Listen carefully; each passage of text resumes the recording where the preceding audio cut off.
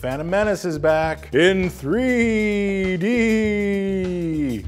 In whatever format you see it, The Phantom Menace is the most important film made in the last 15 years. That actually has nothing to do with whether or not you like the movie. I'm actually one of the very, very, very minor minority that does like The Phantom Menace, and I enjoyed seeing it again. I don't really care if it's in 3D, I just like going to see a Star Wars movie on the big screen. But as you know, most people frickin' loathe this film, and they have every right to. But regardless of that, kind of outside that entirely, The Phantom Menace is essentially the movie that kicked off the way movies are made now. I was in film school in the back half of the 90s, so I was actually in film school when George Lucas walked out to the plate. He comes out and says, I'm gonna make a new Star Wars trilogy and I'm gonna shoot them on video. And when he made that announcement, everyone thought he was insane. But he knew that with this project, he basically had the only project in the history of cinema that could not be denied. He could make it for any budget, he could make it for however long he wanted, and he could make it however he wanted, and no matter what,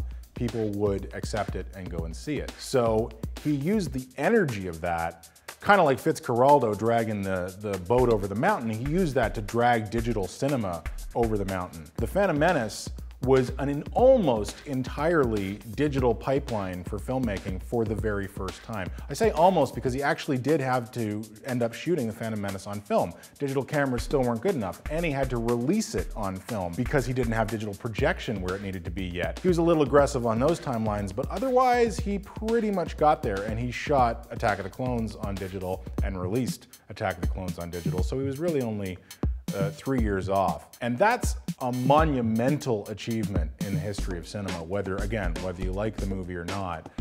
He basically, all on his own, decided to change the rules and succeeded. Now that's a little bit like saying that Jurassic Park is where we get CGI from. Of course it's not. There's dozens of movies that developed CGI. There's dozens of movies that developed the digital pipeline for cinema. But for example, Phantom Menace pretty much invented previs as we know it today.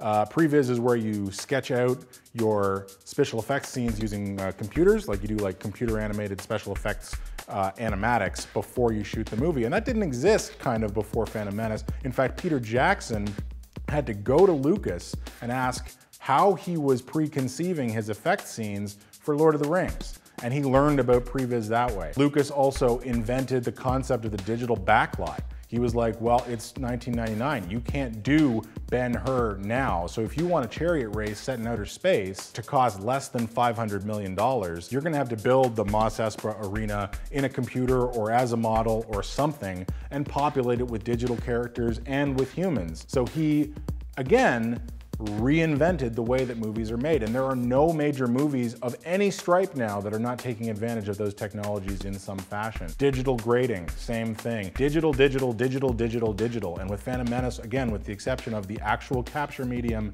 and the actual projection medium, the first digital pipeline movie from end to end. So you can hate The Phantom Menace as a movie if you want to, and you can even hate what The Phantom Menace did to filmmaking if you want to. But it's a little arrogant to not at least take a moment right now to look at how 13 years later, the landscape has completely, I mean, Kodak just went out of business a month ago. The landscape is completely different because of this movie that came out in 1999. If you don't want to go see Phantom Menace again because you, like every other living human, have already seen it, and like most other living humans, you hate it, I'm gonna recommend you see a film, it's a short film, by David Cronenberg from 2000. It was made for the 25th anniversary of the Toronto International Film Festival, and it is called Camera. It is this oddly perfect millennial look. It is a conversation kind of between analog filmmaking, cinema, celluloid, and digital filmmaking, which was at that point, again, largely because of Phantom Menace and movies like it,